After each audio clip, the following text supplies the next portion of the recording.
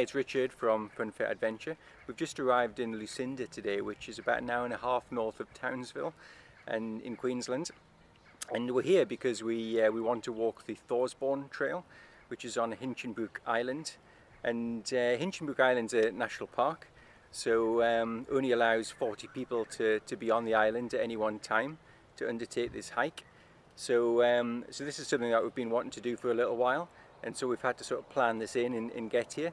And what we thought we would do is share a video of the logistics to sort of do this backpack expedition, and how what we found and the information we found along the way. It's been a little bit difficult to try and piece together all the bits of information of where to go from and what we need to do to do this hike. So just a couple of things on the planning side. Really you need to sort of plan well ahead, because you need to get your permit from national parks, and you can't book it online. You have to actually phone the National Park Service, and they will book the permit and also the campsites. And you know, people do it in 3 to 5 days is what they recommend. We're going to do it in 4 days.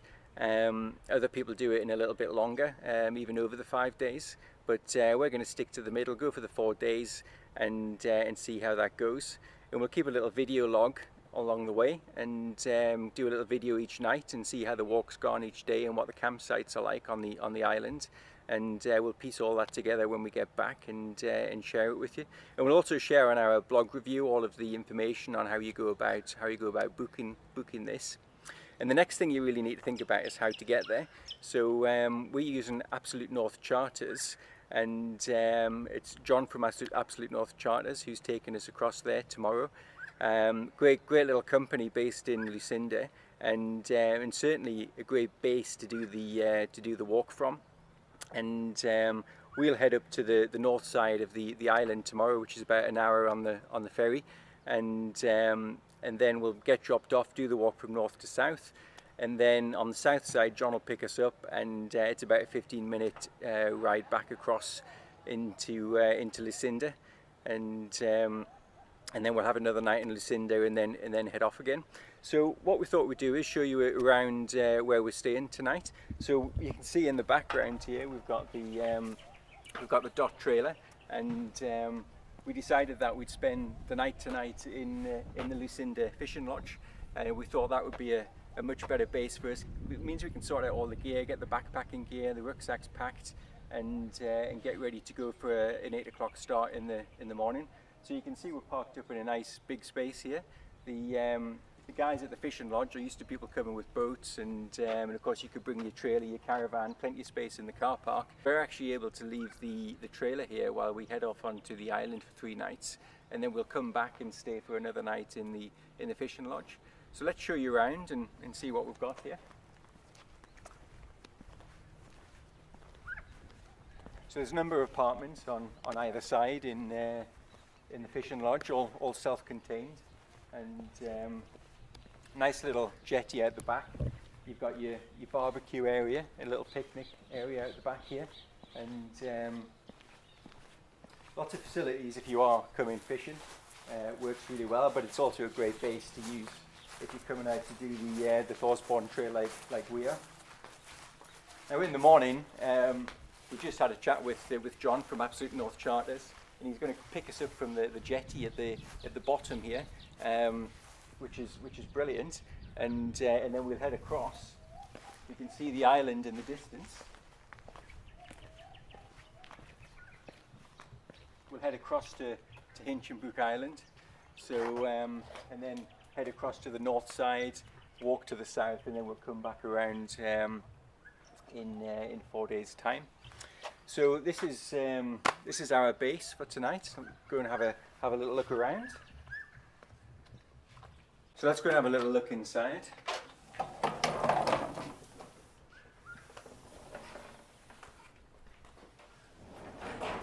We've got a nice living space, television, and you can see the double bed at the back there, nice big wardrobes, a couple of single beds across here, so obviously you can sleep 4 here, but I think there's different configurations depending on which one you get.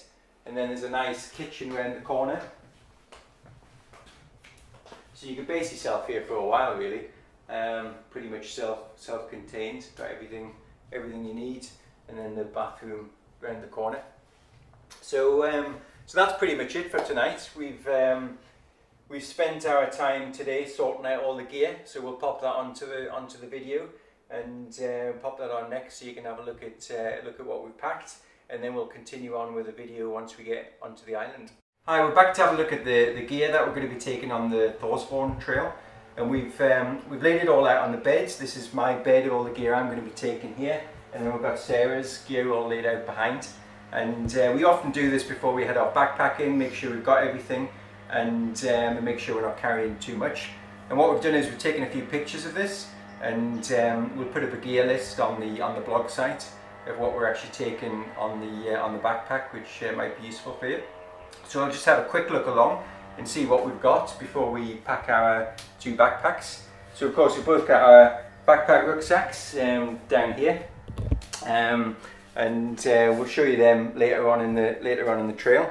So starting from this side, we've got our Camelback water bladder. That's a 3-litre water bladder, and it's in a bit of a fabric housing because I use that on the outside of my backpack, because I really need a bigger backpack for some of the trails that we're doing. It's only a 65 litre, and Sarah's got the same sort of water bladder, although she carries that inside her backpack. So that's it's a good thing to have. Got my food bag here, so that's all of our cold food that we're going to be taking with us. Got the maps, waterproof map case, torch there, mozzie coil, as well as some mozzie spray, compass, got my little pocket knife, and then we have this, which is a Camelback water purifier, and it's got a UV filter that you screw on the top and give that a bit of a shake and agitate it for 60 seconds, and then you get your water purified. Got my power pack with the solar panel, so we can charge that power pack as we go along, and we'll use that for keeping the camera gear charged up while we do a few videos en route. We've got our 2-man backpacking tent, and we'll certainly do a bit of a video on this as we're out on the trail.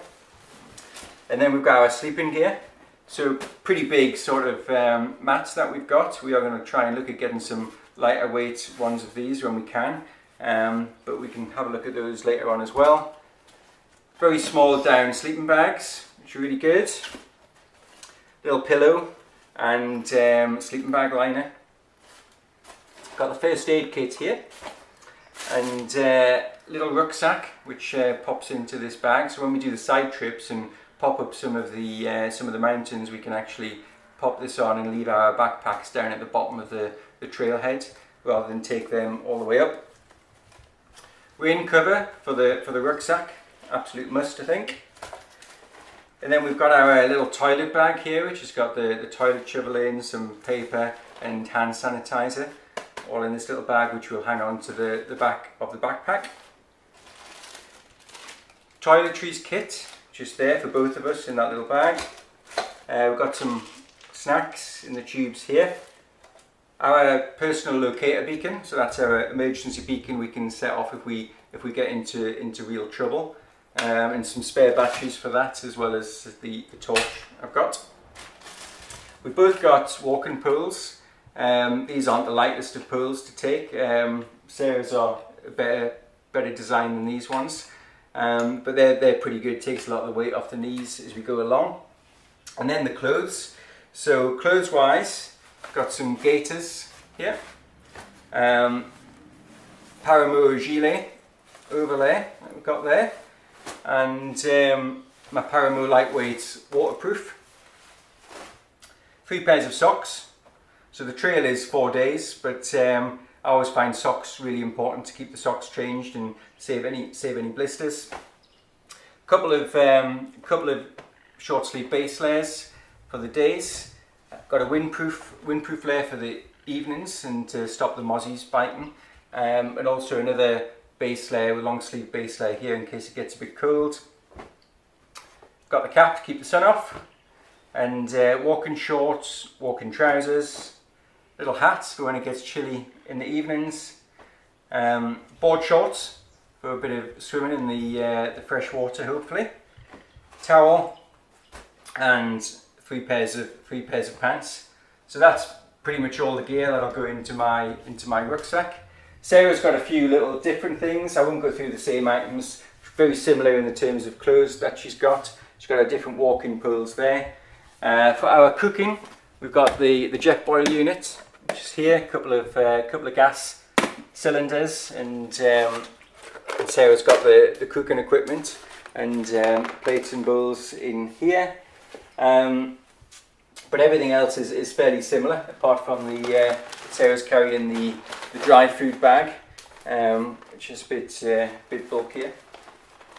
But that's pretty much it. That's a whistle-stop tour of the gear, and certainly we'll put that list up so you can see what we've got, and we'll get this all packed away into our rucksacks now.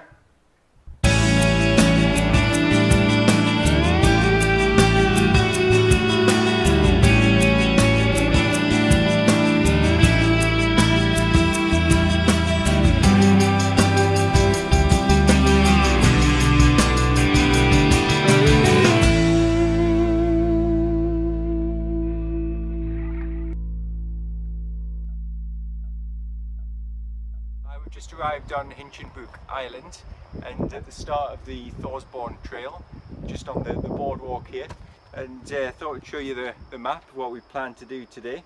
So we'll walk across the boardwalk down to Ramsey Bay, and then we'll continue on past Black Sand Beach. We'll probably take in Nina Peak, and then down to Nina Bay, Boulder Bay, and into Little Ramsey Bay. And then we'll sort of decide where we're going to camp for the night. Probably a little bit further on than Little Ramsey Bay, and that's looking at Sarah's calculations. About to Ramsey Bay, it's about 6.5 kilometres. The trail notes reckon about 4 to 5 hours, and we'll see how that goes. Just arrived on the top of Nina Peak here. Amazing views of the island from the top here.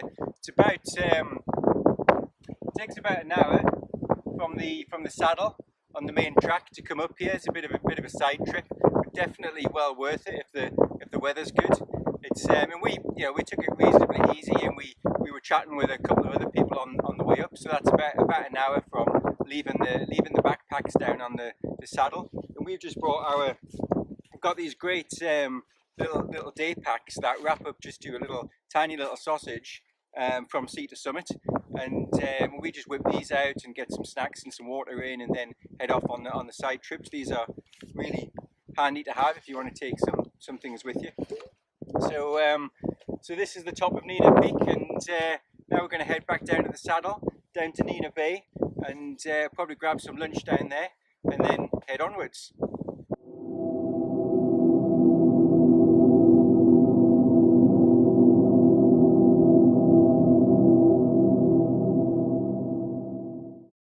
Just arrived at our campsite and completed day one of the Thorsborne Trail, and just as a bit of a recap of what we've done, came across on the ferry this morning from Lucinda. Took about an hour and a half to get across to the boardwalk up at Ramsey Bay, and then we walked from Ramsey Bay down to Black Sand Beach, onto Nina Bay, and then we took the trail up to Nina Peak. And that was about an hour to get up to Nina Peak. Came back down and then worked our way down towards Little Ramsey Bay. And we had a look at the campsite there. We've actually filled our water bottles at Little Ramsey Bay. There's a creek just on the north side of the lagoon. Bit tricky getting in there, but you can find the water. And we filled up our backpacks there, the water bottles. And then we've come a little bit further down and to the next bay down, and a little campsite that John told us about on the ferry this morning, and we're going to camp here tonight. So you can see our little place just stepped up from the beach with a little champagne pool to have a bit of a swim in tonight.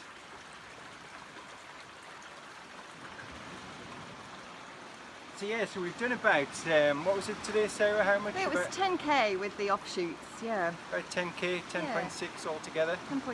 And it's probably taken about 6 hours. Yeah, we haven't been We've been doing a lot of chatting to walkers along the way, long lunches on the beach. Yeah, we've not gone really fast, but I think you need the time just to be able to have a look around, meet people as you go, and then have a little explore around the campsites and rescue have a nice people's stop for lunch. hats on the top of the Yeah, hill. especially if you want to go and do some of the side trails and pop up to Nina's Peak, which was an absolute must. I mean, the view up there was amazing, I think, today. Yeah, so I love that. It's been a really nice day, and the beaches and the bays down here are absolutely beautiful. Really nice. And the views across to Mount Bowen just behind on Ramsey Bay Beach are phenomenal. So it's been a great day, and the weather has been absolutely perfect. Superb. A little bit hot at times, hasn't it? But no, it's been a really good one.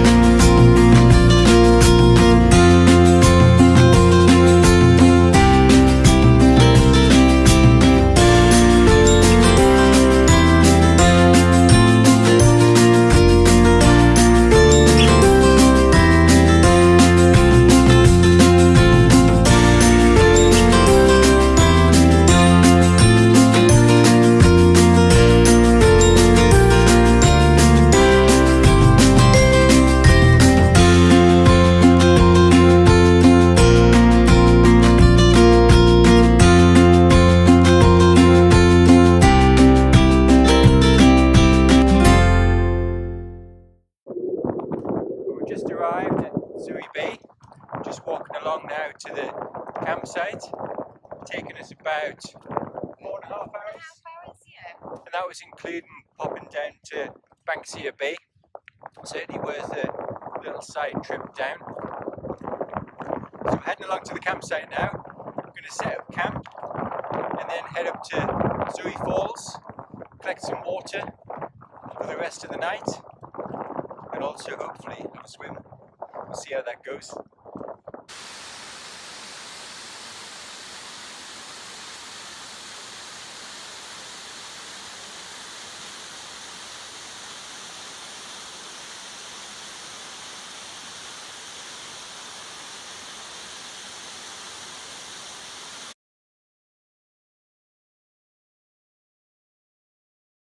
So it's now day 3, it's in the morning, and we're down here at Zui Bay.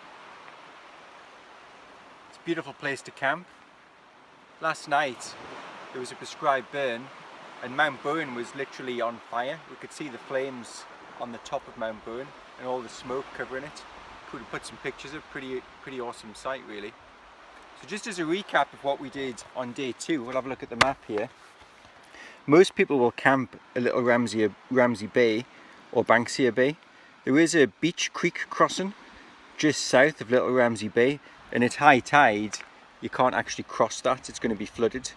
So that sort of makes your decision on which campsite you're going to stay at, whether it be Little Ramsey or Banksia. We went down to Banksia yesterday and it's a beautiful little spot, just no toilets down there or drinking water, so you need to collect that on the way in. So then we continued on and we got to North Zui Creek, Fan Palm Creek. There's a lot of swamps in this section, a lot of water underfoot, a lot of creek crossings, but it's quite a pleasant walk through the rainforest, but it is probably quite a long section of all the days. It takes quite a long time to get through. And then we popped out at Zui Bay, and we popped out somewhere down just the middle of Zui Bay, just down there. And as you walk up Zui Bay, there's a couple of little cutouts in the mangroves for campsites. There's one just down from us. There's the one we are camping in. We'll go and have a look at that. And then if you go around the corner on the south side, you'll find the sign for Zui Bay and also a lot of campsites and also the toilet block which is around there. So let's have a look at the campsite.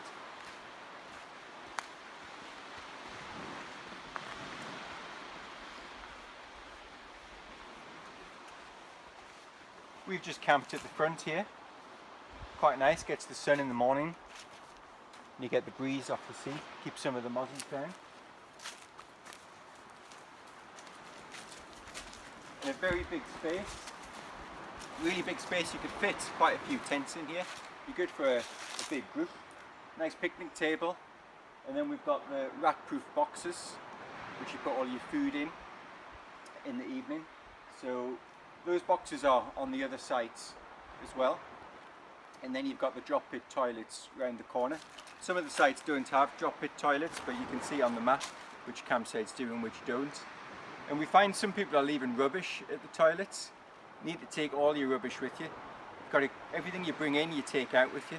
So just make sure that you have enough space, you bring some bags and can take everything out with you. There's no one to come in and take away your rubbish. So please, if you're doing this hike, take it with you. So today, day 3, back to the map again. We're going to walk from Zoe Bay. We did go up to Zoe Falls last night and we had a swim in the falls, which was lovely. And we'll go back up there again today.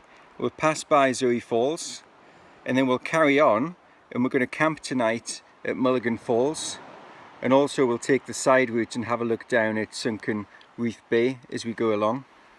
So we'll probably do a little video either at Sunken Reef Bay or down at Mulligan Falls when we get there tonight.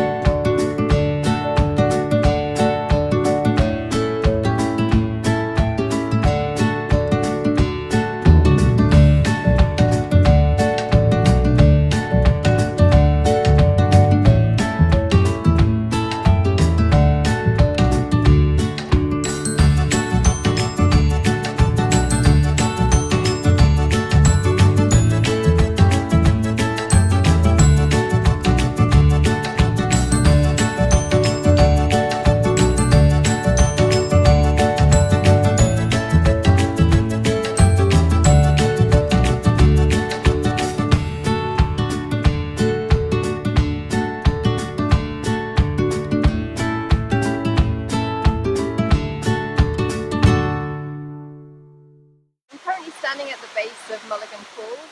We arrived here yesterday afternoon and we jumped straight in for a bit of a wash and a splash about in the water. We came up from Zoe Bay. Such a beautiful day yesterday. That was day 3. We climbed up from the beach to the top of the waterfall where there is amazing pools that you could swim in, and we certainly spent a long time up there that morning. The walk was really varied, sort of very open and then through the bush. There's such a beautiful sort of scenery, vegetation with views across the Magnetic Island and the Palm Islands. So we're now about to start day 4, which is our short day, and we've got until 1 o'clock before John picks us up on the boat. So in a minute I'm going to take you around the campsite that we were staying at last night, so we'll catch up there.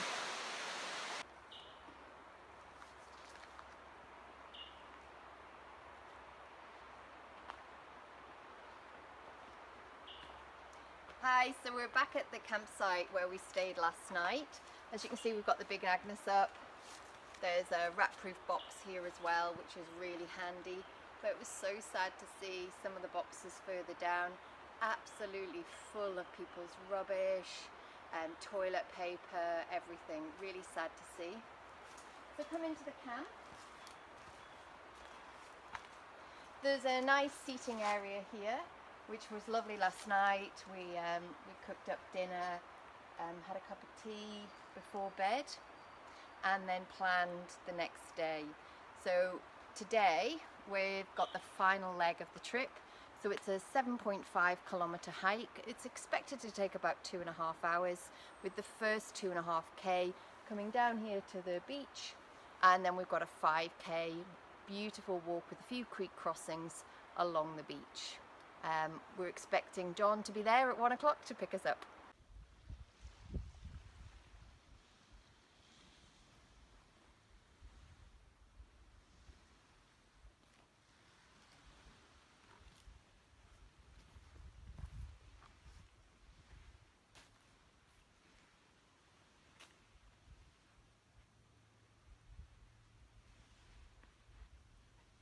Hi, so we've just finished the Thorsborne Trail on Hinchinbrook Island.